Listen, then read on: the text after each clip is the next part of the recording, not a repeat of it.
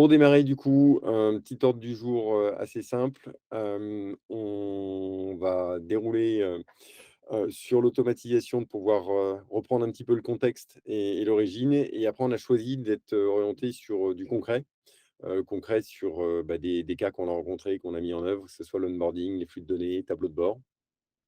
Et j'ai le plaisir, d'animer, ce webinaire, au nom de ToSmart, puisque bon, j'ai eu, plaisir, d'avoir différentes entreprises dans, différentes activités. Et en fait, le point commun, qu'on a systématiquement, c'est, le côté charge administrative, tout ce qui est, tâches, répétitives, chronophages, qu'on a tous, envie d'oublier, mais qui malheureusement sont un mal nécessaire. Et ce sont des actions qu'il faut arriver, à honorer. Et du coup, très simplement, ToSmart est né, il y a quelques années, sur ce constat, avec, comme raison d'être, le fait de pouvoir permettre aux personnes de ne pas devenir des robots, justement. Donc on automatise tout ce qui peut l'être et vous avez, n à l'écran, notre automate, Smarty, qui vous souhaite aussi, le la bienvenue. Tout ce qui est, organisation, enfin nous la vision elle est assez simple, hein, on a une approche qui repose sur le côté pragmatique et frugalité. On part systématiquement du process et de l'usage propre de l'entreprise pour créer des applications qui vont être spécifiquement, adaptées, à votre contexte. Alors en l'occurrence, le côté process, c'est un terrain de jeu qui est plutôt passionnant et qui est propice à l'automatisation. Le monde des enseignes est très processé, donc logiquement, on s'est spécialisé, dans ce monde d'enseignes, pour apporter, tout ce qui est, automatisation des process métiers.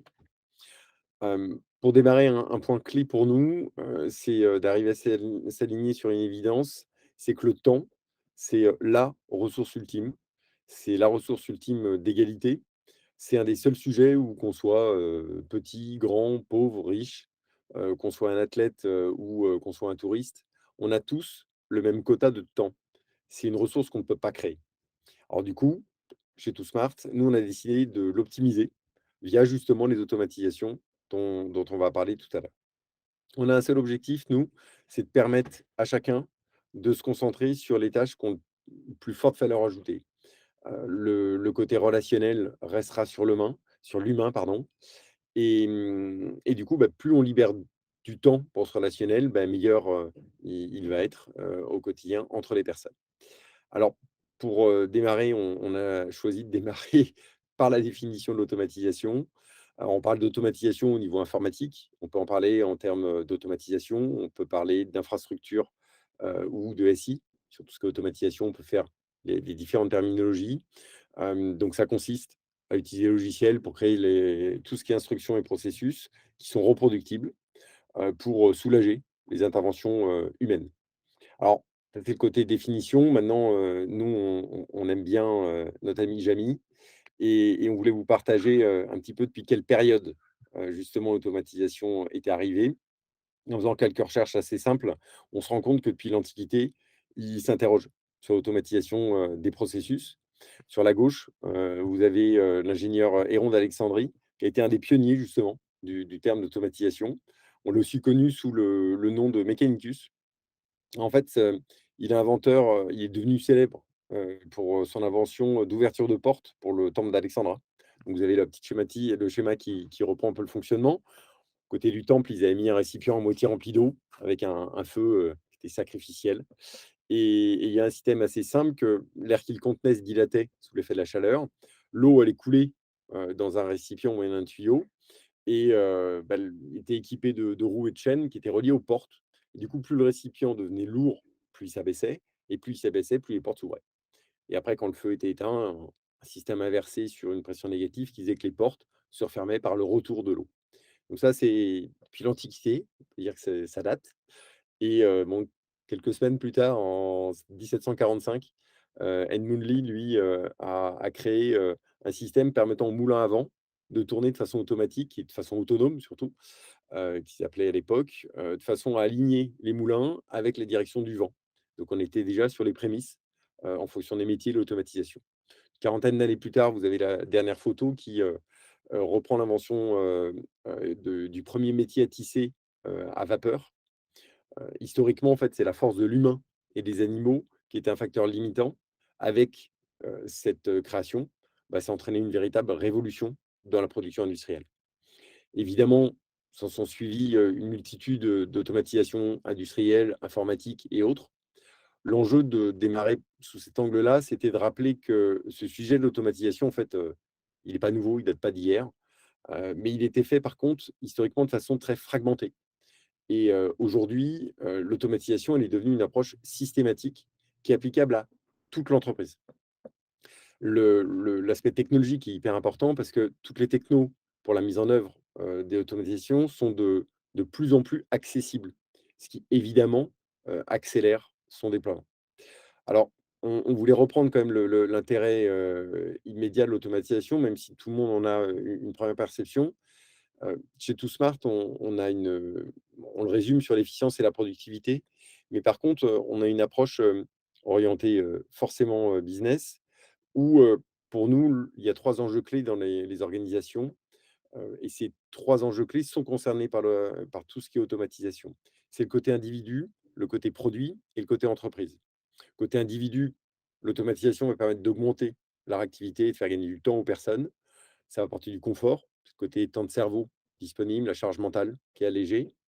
Côté produit, l'automatisation, ça va permettre d'apporter, de la fiabilité, de la qualité dans la data, minimiser les erreurs et on va aussi pouvoir avoir un gain de flexibilité et du coup un gain de performance et de disponibilité.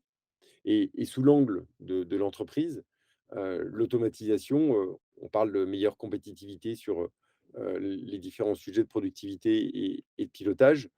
Ça va surtout, réduire les coûts d'exploitation et ça va permettre un élément essentiel qui est de décloisonner. On va pouvoir développer des process qui sont transverses via la connexion des outils et ça, c'est un élément qui est clé.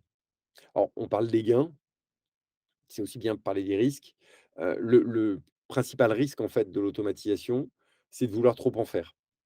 À un moment donné, automatiser les process métiers, ça a du sens jusqu'au moment où on va trop loin et on perd le sens de l'usage. Trop complexifier le système, fait perdre l'intérêt d'automatiser.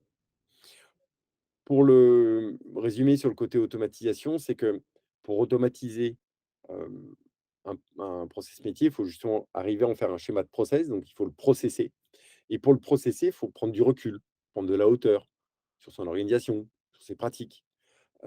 Cette réflexion, qui est très factuelle, est toujours vertueuse. Le but est tout simple, c'est d'arriver au lieu d'utiliser l'énergie et du temps à passer à produire, il faut arriver à le réorienter pour, investir ce temps sur optimiser le comment opérer, comment développer son entreprise. Alors chez ToSmart, nous, on a créé un produit qui s'appelle, Process Thinking Smart, qui permet justement, au-delà, de la création des schémas sur les process, sur le schéma directeur de l'entreprise, du système d'info de l'entreprise. Évidemment, c'est réalisé pendant, cette phase de conseil, mais ça permet surtout de prendre du recul pour pouvoir, parfois modifier son organisation, modifier, les affectations, modifier parfois même les raisonnements sur la marque. Ça, c'est les points que le process thinking permet d'accompagner, au sein des entreprises. Si on résume quelques sujets qui peuvent être automatisés, on a listé 6, hein, il y en a évidemment beaucoup d'autres. Tout ce qui va être digitalisation, de la paperasse, des process, tout ce qui est communication transactionnelle. Quand on parle de transactionnel, on a tous aujourd'hui, l'habitude de l'e-commerce où, on reçoit des mails pour dire, «Coucou, merci pour la commande en préparation, la commande est expédiée, la commande va arriver» et cetera. Donc ça, c'est le transactionnel. Dans le monde de l'enseigne, tous ces éléments transactionnels peuvent aussi être rattachés, aux facturations internes, aux, informations sur, l'avancement d'un projet ou sur l'approvisionnement de produits, en cas de centrale d'achat par exemple. Tout ce qui peut être, facturation des fees et de l'accompagnement du reporting. Tout ça peut être automatisé aussi. Les données de pilotage pour le reporting sont essentielles et aujourd'hui, c'est un des éléments clés qu'on peut automatiser. Et après tout ce qui est échange, de data entre, les systèmes, notre préféré, c'est le copier-coller entre 2 tableaux. On y reviendra, mais Excel, c'est, 1,4 milliard d'utilisateurs dans le monde. Donc forcément, il y a 2-3 petits sujets où on a tous, nos petites habitudes de tableaux systématiques, qui perdent beaucoup de temps, parce qu'on ne les automatise pas, dans leur réalisation. Alors Pour être très concret, on est parti sur des cas et on voulait vous partager 5 cas différents. Le 1er cas, c'était le cas du onboarding, puisque, pour une enseigne, l'enregistrement de tout ce qui est candidat, et onboarding pour les nouveaux franchisés, est un point essentiel. Mais ça concerne aussi les collaborateurs. Donc on peut, on vous a listé deux cas différents, qui concernent ce côté onboarding. Les 2 sont soumis à des contraintes réglementaires qui vont nécessiter du coup des lourdeurs, côté administratif et qui peuvent, si c'est mal fait, avoir une mauvaise expérience côté candidat, qui du coup, n'est pas un élément très vertueux quand on veut transformer derrière. Un des points essentiels sur le côté purement onboarding, candidat sur la franchise, c'est le besoin de connecter différentes sources de leads. Parce que, bah, vous avez, des agences de recrutement, tout ce qui est cabinet, vous avez des plateformes en ligne qu'on connaît tous, les sites web, vous avez vos sources, personnelles et tous ces différentes sources, à un moment donné, doivent se connecter pour respecter tout le process d'onboarding de ces candidats. On peut, automatiser des actions, dès l'accueil, hein, un retour d'intérêt pour envoyer des messages. On peut envoyer des messages de qualification, de collecte de documents. On est aussi en capacité d'automatiser toute la collecte et de la qualifier, de la nommer comme il faut. On peut envoyer, tout un tas d'informations de pour garder le lien, travailler un peu ce complément relationnel, tout ce qui est plaquettes. Quand vous faites les journées de présentation de l'enseigne, bah, il y a évidemment tous les messages amont, mais il y a aussi le message aval qui peut être sur le remerciement, qui peut être sur le suivi et qui peut aussi, donner lieu à des relances, ou des suivis, jusqu'à la signature, et tout l'enchaînement, en complément des IP. Tout ce qui est, la présentation, une fois que le candidat, arrive dans l'enseigne, bah, toute la présentation sur l'information interne, sur l'organisation interne, c'est aussi important.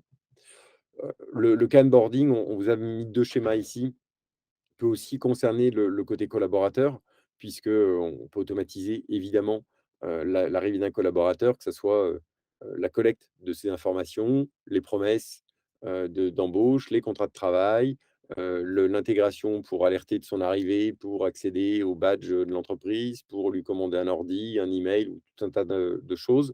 Faire des rendez-vous en interne avec, des pairs ou des managers. Tous ces choses-là sont amenées à être, automatisées quand elles ont été justement processées.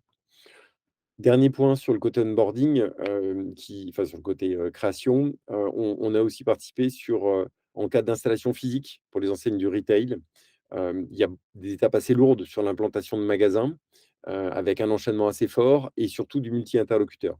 Bah, ça, c'est des éléments qu'on peut, processer et automatiser, avec facilité parce que ça apporte justement, de la qualité pour le suivi et le gain de temps pour chaque intervenant dans ce type d'opération.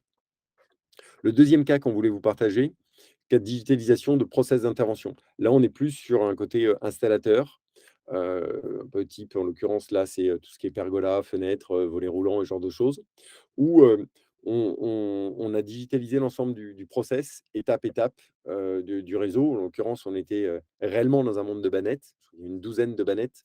C'est-à-dire quand le client passait commande, il y avait une pochette avec, l'ensemble des éléments. On avait la preuve de son acompte, on avait l'élément de métrage, tout ce qui était, devis fournisseur, planification, enfin toutes les étapes, on passait de bannette en bannette.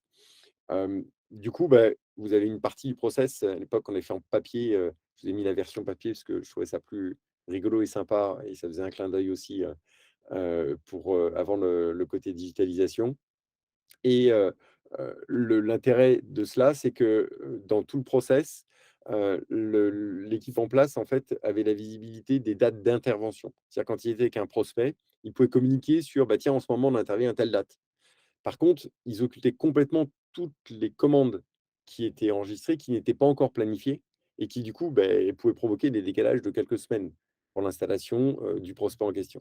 Et donc, du coup, évidemment, bah, ça avait un problème de qualité de la donnée.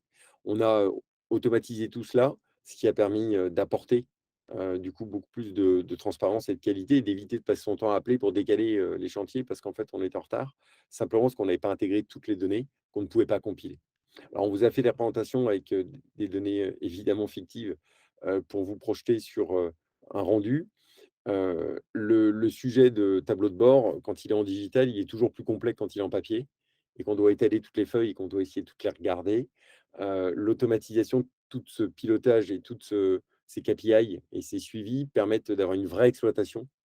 Alors après, on peut présenter les tableaux, en graphique, on peut les présenter en avancement, en Gantt ou autre. Là, on vous a fait une représentation, en bas à droite sur, les étapes clés du projet. Je vous parlais tout à l'heure du métrage, de la commande, du bon de retour du fournisseur et cetera et cetera. Donc là, c'est voir sur tous mes projets où j'en suis en un clin d'œil, directement, et où en sont mes franchisés potentiellement aussi en un clin d'œil, en fonction du niveau d'information qui est partagé, dans l'enseigne.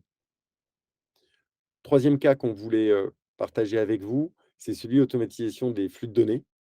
Là, on est sur un cas de contrat cadre d'une enseigne qui, en fait, a des contrats cadres avec, des gros donneurs d'ordre et qui, fait la réalisation par ses franchisés, qui sont sur le terrain géographique, du site qui est concerné. Vous avez réellement alors Sébastien, merci beaucoup, pour avoir accepté de partager cette photo. Réellement l'avant, Smarty et l'après, puisque, bah, il y avait des pochettes suspendues avec tous les contrats, avec, évidemment des renouvellements annuels, donc ça nécessitait, sur site physiquement. Alors pendant le covid, c'est évidemment, encore mieux, quand on est à distance, on n'a plus accès au dossier physique. Donc à l'époque, tout le dossier physique nécessitait de prendre, un par un et d'intervenir manuellement pour pouvoir les gérer. Donc là, on a réussi justement, dans ce process métier, à automatiser, à faire des alertes en amont pour, les clients, de façon à leur dire, «Bah, tiens, le mois prochain, on va intervenir», planifier, piloter, organiser, arriver, pour, l'enseigne et pour chaque franchisé de se dire: «Ouh là là, attention, là, il y a un staffing, il y a un renfort nécessaire au niveau staffing, parce que dans telle période, il va y avoir une charge prévisionnelle beaucoup plus importante». Et on peut le gérer du coup en détail ou au global. Alors après, évidemment, une fois qu'on a, automatisé et digitalisé, ça libère beaucoup de temps. Ça permet, entre le franchiseur et le franchisé, d'avoir un partage beaucoup plus simple, dans les informations. On peut affecter des leads, on peut, gérer les commandes, gérer les facturations, faire des interventions. Là, vous avez un banc d'intervention, un suivi où, vous avez même les signatures directement des clients, pour, attester, enfin, pour attester la présence, et une fois qu'on a notre process, qui est lié à un règlement ou qui est lié, à une étape tierce, on peut automatiquement envoyer une attestation d'intervention. Donc le but, d'automatiser, c'est évidemment de gagner du temps, mais c'est aussi de gagner en qualité de données et en expérience parce que, bah, au quotidien, c'est aussi, cette expérience que, le réseau recherche en termes de fluidité, en termes d'accompagnement. Le autre cas qu'on voulait vous partager sur le côté central d'achat, moi, j'ai vu Gilda que tu étais inscrit, donc un petit clin d'œil aussi, ce schéma, devrait te rappeler des souvenirs. Donc l'organisation, alors on est sur une organisation fictive, hein, mais peu importe, ça vous donne une représentation, à la fois sur centrale d'achat ou centrale de référencement, ça importe peu. Dans les 2 cas, de toute façon, on va adapter le process. L'enjeu d'avoir ce partage entre le côté franchise, le côté franchiseur et fournisseur qu'on vous présente là, c'est la visibilité d'avoir un pipe, de devis ou de projets en cours permet, d'anticiper, des approvisionnements, d'anticiper des besoins, d'informer uniquement les personnes concernées où on est en train de faire une opération sur tel produit, au lieu d'informer tout le réseau, tout le monde, et que du coup, trop d'infos tue l'info et les personnes risquent de ne pas réagir. On va informer uniquement, les 3 franchisés qui sont, en train de travailler sur ce produit ou qui ont une négo sur ce produit, de façon à leur dire: «Bah, accélère un petit peu parce que là, on peut passer un palier en termes d'achat, donc sur tel volume, et ça peut être intéressant que, beh, tu arrives, à accélérer ta vente sur ce sujet».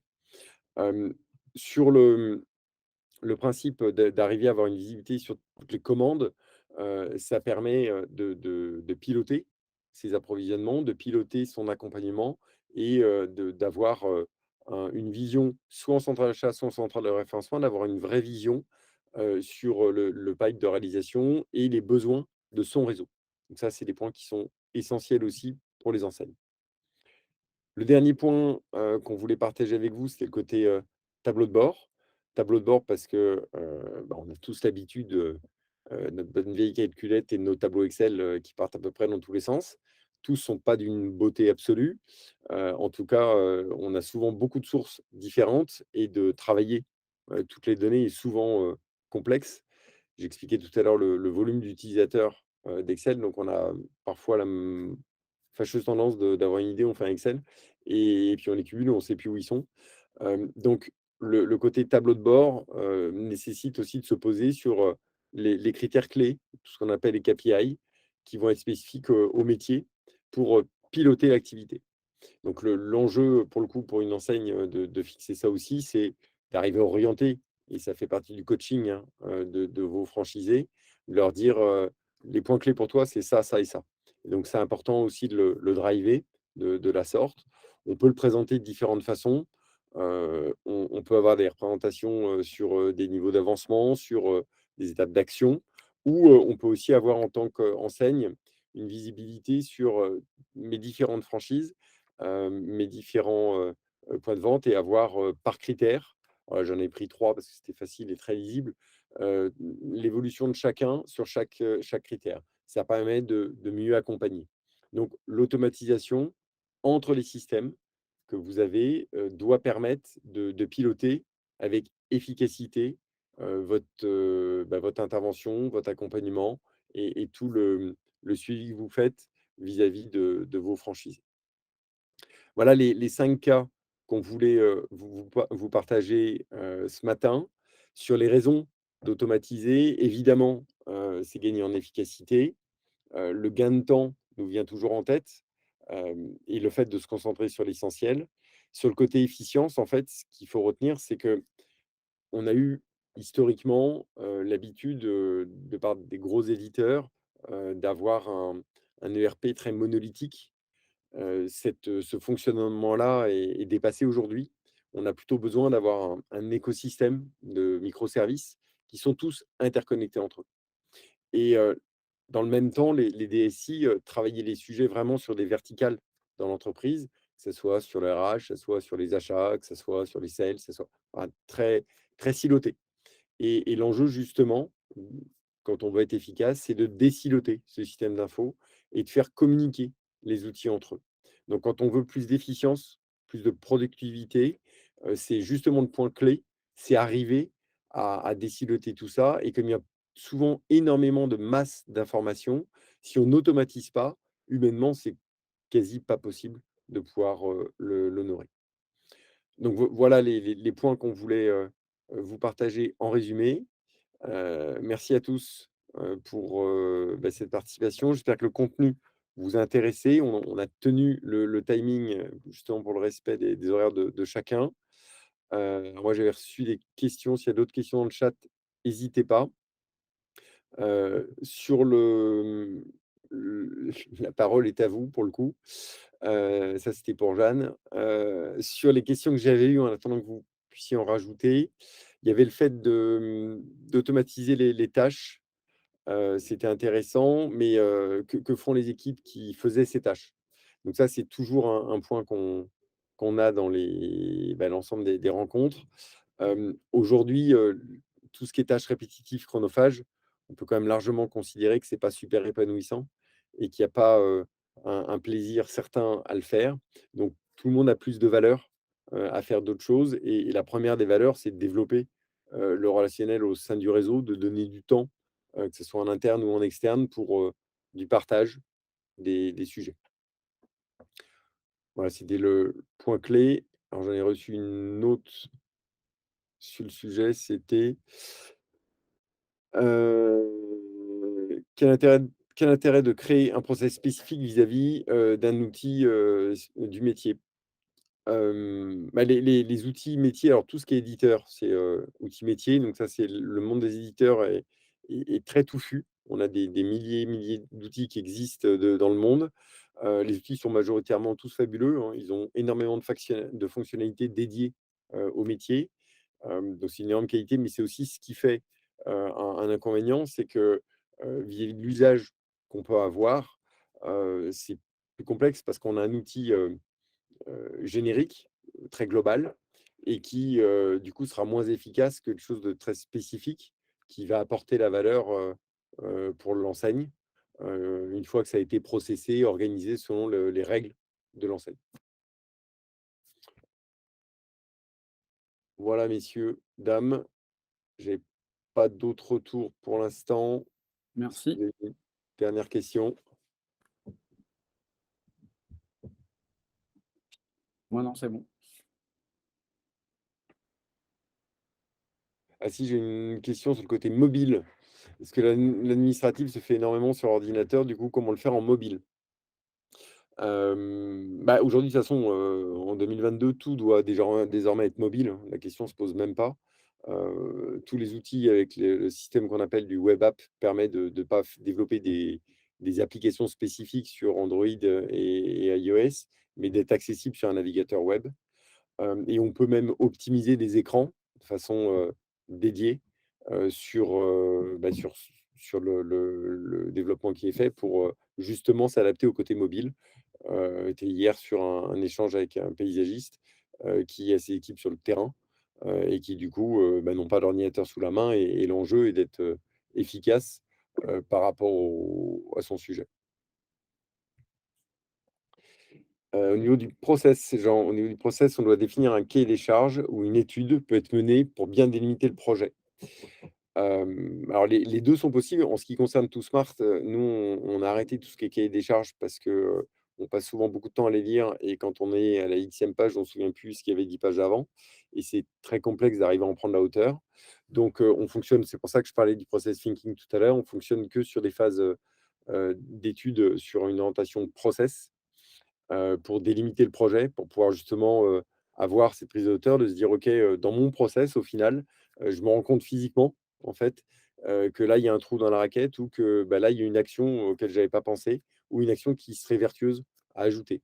Donc, oui, oui, bien sûr, les phases d'études sont entièrement, utiles et indispensables pour délimiter les projets et pour, leur ajouter une petite substantifique moelle, en plus, par rapport à des sujets qu'on n'aurait pas écrits, sur une liste au Père Noël, mais qui, semblent évidents, au dessin du process. Donc oui, entièrement d'accord. Et du coup, de l'autre côté, alors il y a 2 chats. Comment vous connecter entre les outils? Alors là, on rentre un peu dans le technique, donc c'est, plus la partie technique qui répondra. Le système est assez simple, il existe aujourd'hui, pour tout outil moderne, ce qu'on appelle les API ou des webhooks qui, permettent de se connecter directement.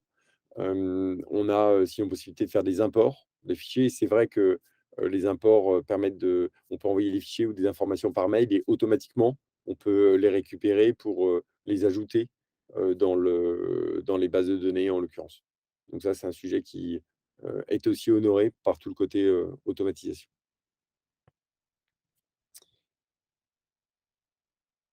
Est-ce qu'il y a une dernière question? Ou est-ce que c'était tellement limpide que, tout le monde n'avait rien à compléter?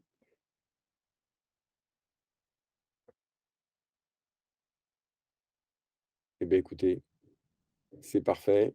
Bon, ben j'espère que, ce contenu vous a intéressé et qu'on aura l'occasion d'en discuter, en tête à tête. Vous aurez de toute façon un message de suivi. On pourra, rediffuser aussi la vidéo du webinaire qui permettra, de pouvoir repartager le contenu avec grand plaisir. Bien sûr. Très bonne journée à tous. Merci Denis Salut, bonne de ta journée. participation. Très belle journée. À bientôt. Salut Luc, bonne journée. Salut tout le monde.